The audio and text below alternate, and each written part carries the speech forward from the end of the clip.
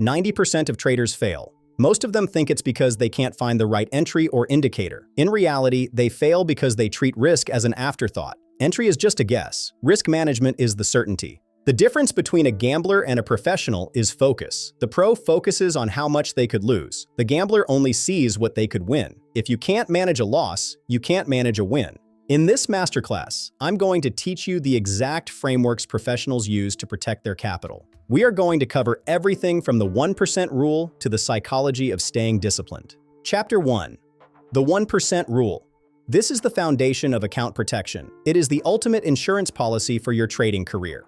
The rule is simple. Never risk more than 1% of your total account equity on any single trade. If you have $10,000, your maximum loss is $100. This rule scales perfectly. Whether you are trading $1,000 or $50,000, the percentage stays the same to protect both your emotional and financial capital. Even on a small $100 account, risking $1 is better than risking 10. It builds the habits you will need when you are trading thousands. By sticking to 1%, you would need a losing streak of 100 trades in a row to wipe out your capital. It makes you mathematically unblowable in the short term. Look at the difference. A 5% risk per trade only takes 20 losses to hit zero. A 10% risk takes 10. The higher the risk, the lower your chance of survival. Mathematically, this is known as the risk of ruin. Once you cross the 2% threshold, the probability of you losing your entire account increases exponentially. Stay at 1%. When you only risk a tiny fraction, your emotions stay flat. You aren't worried about paying rent with a single trade, which allows you to make better, more objective decisions. Trading is a marathon. The 1% rule ensures you are here next month, allowing the power of compounding to turn small, consistent gains into significant wealth over time. Chapter 2. Technical stop-loss placement. A stop-loss isn't a suggestion. It is your mechanical exit that removes the need for human hope. Your stop-loss must be placed at the point where your trade thesis is proven wrong. Usually, this means placing it just beyond a key support or resistance level. In an uptrend, your stop should live below the previous swing low. If price breaks that low, the trend is likely over, and you no longer want to be in that position. If you trade breakouts, your stop should be back inside the range. If price returns to the box, the breakout has failed, and your thesis is invalidated immediately. Don't place it exactly on a support level. Use an indicator like ATR to calculate a volatility buffer. Give the market some room to wiggle without stopping you out early. If you are trading a range, the boundaries of that box are your lines in the sand. If price closes outside the range, your trade idea is officially dead. Get out. If you don't know exactly where you are wrong before you enter, you aren't trading. You're gambling. You must define the exit before you ever click the entry button. When price hits that level, the market is telling you no. Accepting this early without hesitation is the hallmark of a professional trader. It's just business. Chapter 3. The risk-to-reward ratio. This is the mathematical engine that drives professional profitability. It is the secret to getting rich slowly. A standard 1-to-2 ratio means for every dollar you risk, you aim to make 2. This simple shift completely changes your win rate requirement. With a 1-to-2 ratio, you can lose 60% of your trades and still be profitable. You don't need a high win rate, you just need a disciplined payout.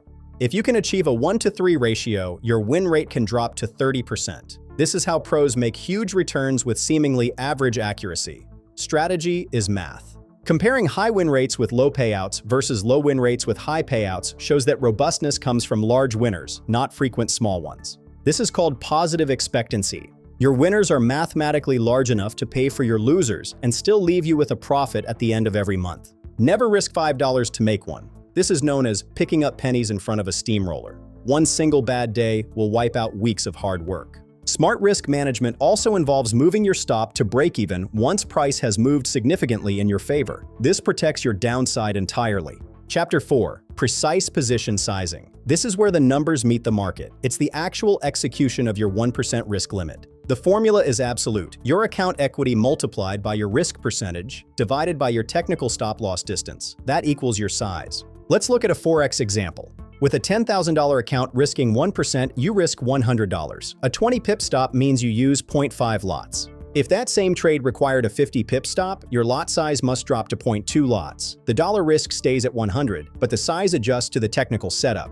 In stocks, if you have a $5,000 account and risk $50, and your stop is $5 away from entry, you buy exactly 10 shares. No more, no less. Even in volatile crypto markets, the math holds. If your stop is 5% away, your total position should be $200 to respect that $10 risk limit.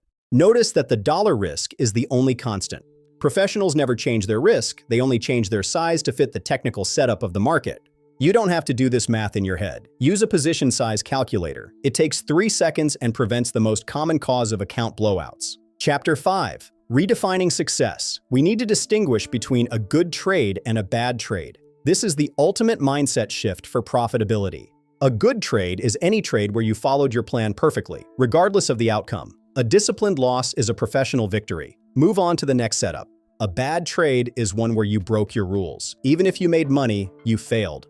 Winning on a bad trade is the most dangerous thing for a beginner trader. The disciplined loser grows as a trader. The lucky winner is just waiting for a disaster. Choose which path you want to follow every single morning. Winning on bad habits reinforces those habits. Eventually, the market will demand that money back with interest. Focus on the quality of the process, not the profit. Chapter 6. The Psychological Killers.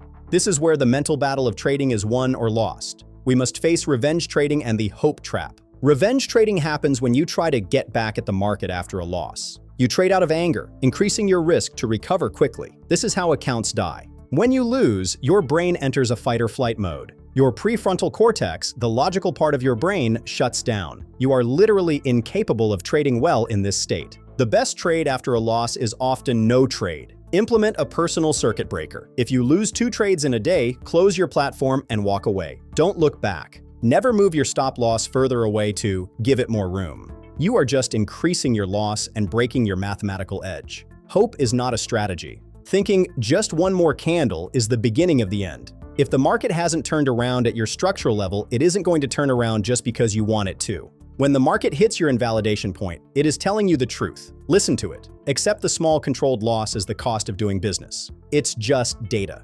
Fear of missing out causes traders to enter late with poor risk. Remember, the market will be there tomorrow. There will always be another setup if you have capital. Chapter 7. Scaling out and trailing stops. Risk management doesn't end once you're in profit. You must also learn how to protect those gains. Take partial profits at key levels. Closing half your position and moving your stop to break even creates a risk-free trade. This is how you manage a winning streak. Use trailing stops to ride a trend. As the market moves in your favor, lock in profits by moving your stop loss behind new structural support levels. Never let a big winner turn into a loser. Chapter 8. Account heat. You may risk 1% per trade, but what if you have 10 trades open? This is your total market exposure. Total account heat is the sum of all your open risk. If all your trades are correlated, like being long on 5 different tech stocks, your real risk is much higher than 1%. Be aware of correlation. If you are long on 3 pairs that all move with the US dollar, you are effectively risking 3% on the same theme. Diversify your risk across different assets. Track every trade in a journal. If you can't measure your risk, you can't manage it. A journal turns your individual trades into a professional data set for continuous improvement. Focus on your average loss and maximum drawdown. These metrics tell you more about your future success than your win rate ever will. Stay disciplined to your data. Chapter 9. Scaling strategies. Learning when to add to a winner and when to shave off a loser is what separates the elite from the average. Scaling in, or pyramiding, is only done once the first position is risk-free. You add to your position as the market proves you right, maximizing your winners. Scaling out reduces your risk as price approaches your final target. It ensures that even if the market reverses, you have already locked in significant gains. Now, let's put everything we've learned together into a practical, step-by-step case study. Watch how a professional prepares for a single trade. Before every entry, run through your checklist. If you can't accept the loss or don't have a plan, don't take the trade. Step 1.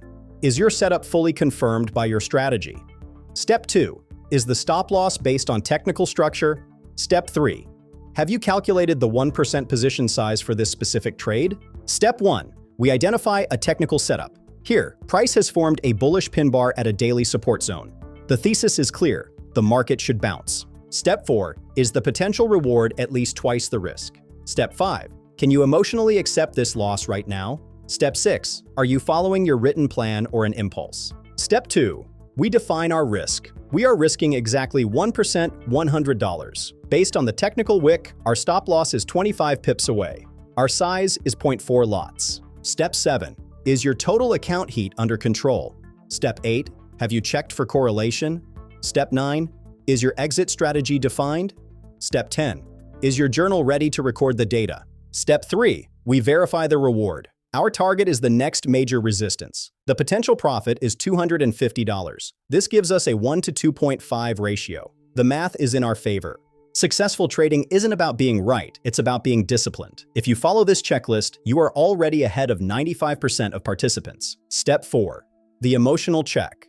Before clicking buy, we ask, am I prepared to lose this $100? If the answer is yes, we execute without hesitation. A good trader doesn't need to win every trade. They just need to protect their account, control their losses, and stay disciplined. That is the only secret to longevity in the markets. In this example, price hits our stop loss. We lose $100. But because we followed our 1% rule and technical placement, we are not angry. We are professional. The traders who are here 5 years from now aren't the ones with the best entries. They are the ones who didn't let one mistake end their career. Trade for tomorrow. Step 5. We record the trade.